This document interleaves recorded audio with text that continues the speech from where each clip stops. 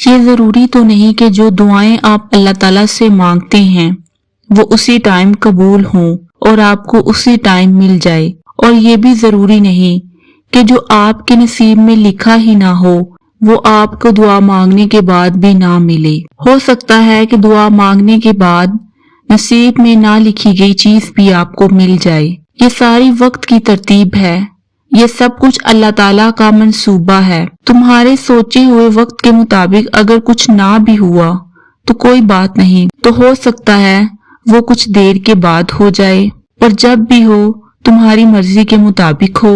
اگر ساری دعائیں فوراً ہی قبول ہونے لگیں اور جو انسان چاہے اس کو ویسا ہی ملنے لگے تو تمہیں پھر کیسے پتا چلے گا کہ اللہ تعالیٰ سے مانگنے کا مزہ کیا ہے، اللہ تعالیٰ کی محبت کا مزہ کیا ہے؟ جو چیز رو رو کے اللہ سے مانگی جائے، جو چیز صبر کر کے مانگی جائے، اس چیز کے ملنے کی خوشی اور ہی زیادہ ہوتی ہے، اور جو چیز بن مانگے مل جائے اس کی اتنی خوشی نہیں ہوتی اور شاید اس کی اتنی قدر بھی نہیں ہوتی۔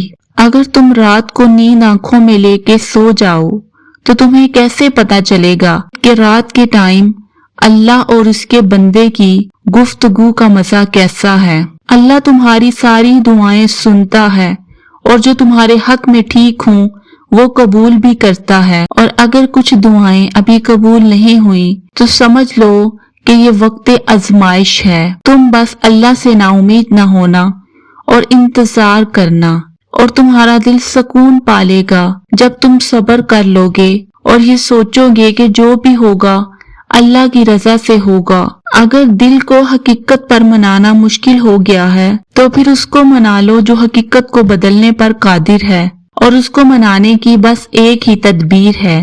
بس دعا کرتے رہو، صبر کرو، اللہ سے اچھا گمان رکھو، یقین کرو اور انتظار۔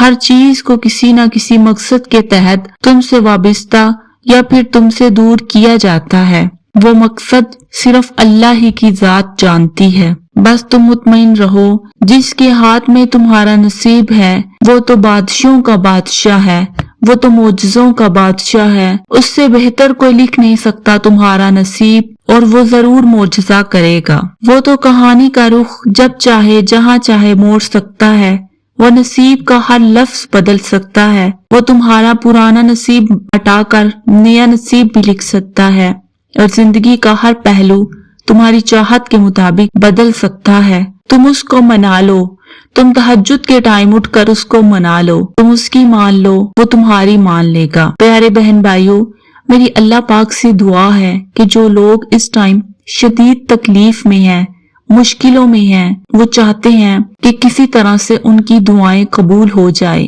کوئی معجزہ ہو جائے، اللہ پاک ان کی دعاؤں پہ کن فرما دے۔